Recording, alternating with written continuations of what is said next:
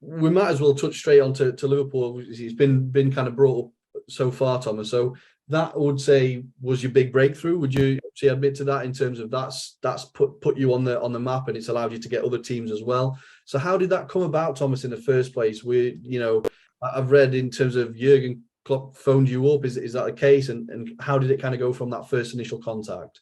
Yeah, it was actually up until like July 18. I coached primarily Danish Superliga teams, and I had like 1, 2, 3 teams every Superliga team, pro team since 2004. So it was like successful, but they only won my knowledge around the long throw-ins. Even though I already started with working with my fast and clever throw-in philosophy in 2007. So it is, on one hand, I had success, but on the other hand, it was frustrating. They only wanted my knowledge around the long throw-ins there.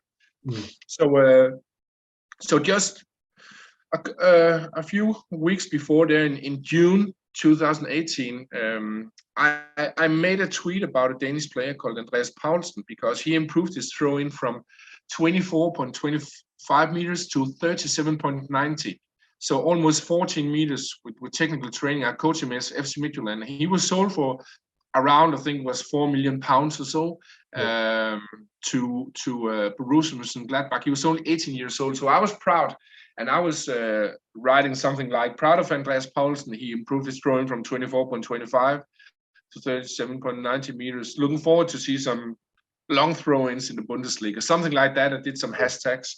And at that time I had I don't know, 20 or 50 followers. I don't know, something like that. Now I have like 22,000 so on Twitter. So I don't think many people saw that tweet, but it was a small fan media from the Borussia Mönchengladbach area who saw it, and they called me for an interview. They've never heard about a throwing coach before.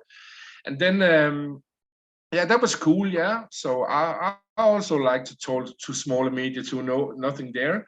Yeah. So, and then a couple of days later, a journalist from the German newspaper Bild called me. And Bild, that's like a big newspaper. Like, I normally say that 5 to 10 million people are reading that in Germany every day. And some people say, no, it's much more. So like that was like really a big. And so I made an interview there, and article out, great article, but I didn't think really much more about that. So a couple of weeks later, early July, I was going on a summer trip together with my family, my wife, my 2 kids, and we visited a chocolate shop. And before we went in, I just looked at my phone. It was on silent mode. The family had walked into the chocolate shop, and it was a +44 number who'd been calling there, and a country code from England. And I thought it was just like a salesman wanted to sell some pens or so, because if you have a company like me, a lot of people call you. And then I listened to the voicemail, and then it was Jurgen Klopp on the phone.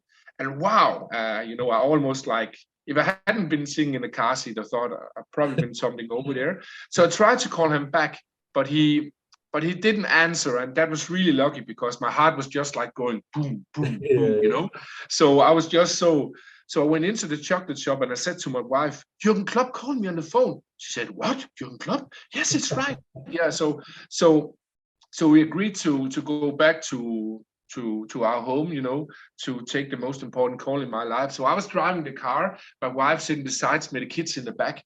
And then suddenly the phone rang, and my wife picked the phone up, and she said, it's Jürgen. And then I just took the car and drove directly to the right into a grass field. And it was Jurgen Klopp, and he said, yeah, we had a great season in the 17-18 season with a 4th place in the Premier League. And Champions League final, we lost to Real Madrid.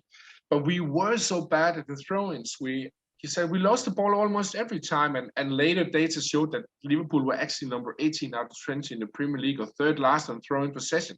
So he was totally right.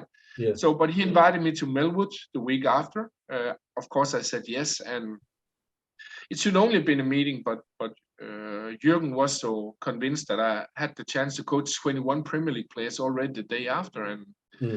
Yeah, and the week after, I signed my first contract with Liverpool. First, like for 6 months or half a season, because I would probably still want to see if it worked. But pretty soon after, I signed for the rest of the season. And yeah, now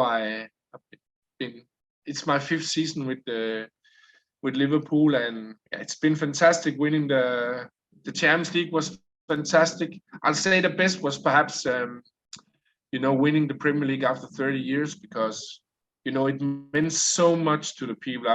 There have been people who are coming to me like crying, like it made a big difference for the live fans, and so. But of course, it's been fantastic to be a part of that team, and we have been, like yourself, winning everything you can. And last season was almost the perfect season, with 4 trophies. But yeah, we we missed 2 steps in the end. But the call from Jurgen, the work in Liverpool has like changed my life, because the